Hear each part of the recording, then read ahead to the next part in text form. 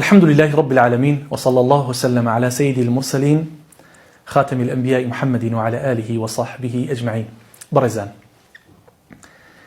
كشكرك مسلمان كاتيك برياري زواج و هاوسەرگیری أدن أما بي أوتريت گرنگترین بڕیارەکانی ژیان.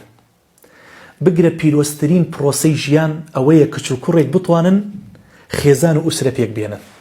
بەڵام گرنگترین شت لە ژیانی خێزانیدا بریتیە لە ئیدامەدان و بەردەوامی. ئەم کچوکوڕە بتوانن تا ئەو ڕۆژەی ئەمرن کوردەواری خۆمان ئەفەرمون پیر و خەڕۆ بن بەیەکەوە، بتوانن پارێزگاری لە ژیانی خێزانی خۆیان بکەن کە بەداخەوە ئێستا هەرە زۆری ئەو گەنجانی کە ئەشنە پرۆسەی زەواجەوە دوای ماوەیەکی کەم ساڵێک دو ساڵ بگرە جاری وا هەیە مانگێ دوو مانگ دوای پرۆسەی هاوسەرگیریان ئیتر وردە ئەم دوانە ژیانیان بەرەو تێکچوون و زەواجیان بە جیابوونەوە و بە تەلاق کۆتایی پێدێت.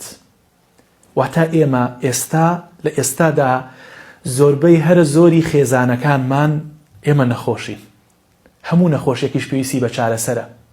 هەر نەخۆشیێک چارەسەر و عیلاج وەرنەگری و ئیهمالی بکات وردە نەخۆشیەکەی زیا ئەکات بەرەو مەرگ ئەڕوات. دەرسی پێشوو پەیامێکم ئاراستەی تەواوی ئەو پیاوانە کرد کە خێزانیان هەیە. لەم دەرسەشدا پەیامێک ئاراستەی تەواوی ئەو خوشکە بەڕێزانە ئەکەم کە خاوەن ماڵ و مێردن، ئەو کچانش کە نەچوونەتە ژیانی هاوسەرگیریەوە. ئینشاءالله ئێوەش ئەگەن بە هیوا و ئاواتی خۆتان، ئێوەش ئینشاءالله ئیسفادە ئەکەن لەم قسانی ئەم برایەتان. خوشکانی خۆم، پیاوان بەگشتی عاشقی پێنج شتی ئافرەتن. هەر ئافرەتێک بتوانێت ئەم پێنج شتە بۆ پیاوەکەی خۆی بکات، ئەم پیاوە ئەبێت بە مەڵهەمی سەر بدین بۆ تۆ. یەکەم، پیاوان عاشقی ئافرەتێکن ئەم ئافرەتە احترام و ڕێزی لێ ببارێت، حورمەتی لێ ببارێت. احترام و حورمەتش جۆری زۆرە. لە کاتی قسەکردندا لەگەڵ پیاوەکەتا بێ بەو پەڕی احترام و ڕێزەوە قسە بکەیت. کاتێک دەنگ بەسەر پیاوەکەتا بەرزەوە ناکەی ئەمە ڕێز و احترامە. کاتێک دەمە بۆڵەی لەگەڵا ناکەی سیموجینی لەگەڵا ناکەیت ئەمە احترامە. کاتێک خزمەتی میوانەکانی ئەەکەی ئەمە احترامە. کاتێک خزمەتی دایک و خزمەکانی ئەەکەی ئەمە احترامە.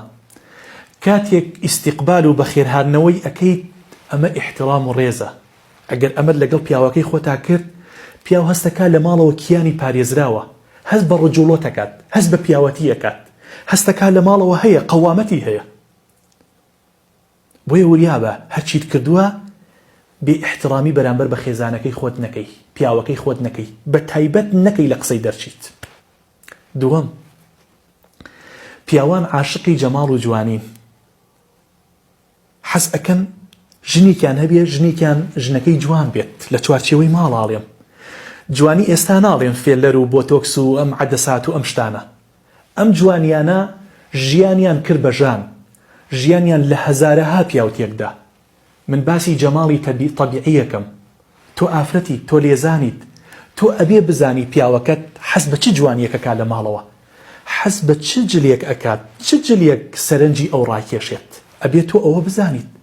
حەز ئەکا ژنەکەی بۆنی خۆش بێت، حەز ئەکا ژنەکەی ئەو پەڕی پاک و پوختەی لێ ببارێت. ئەمە فەرامۆش نەکەیت. خاڵی سێیەم کە زۆر گرنگە، ئەبێت تۆی ئافرەت ڕەغەبات و حەزەکانی پیاوەکەت ڕەچاو بکەیت. نێڵی پیاوەکەت برسی بێ و بچێتە دەرەوە. ئەبێت تۆی ئافرەت حەز و ئارەزۆکانی ئەو ڕەغەباتە جنسیەکانی ئەو کە خوای پەروەردگار وای دروست کردووە، فطرة الله التي فطر الناس عليها، وا دروستی کردووە ڕەغەباتی جنسی لە تۆ زۆنترە.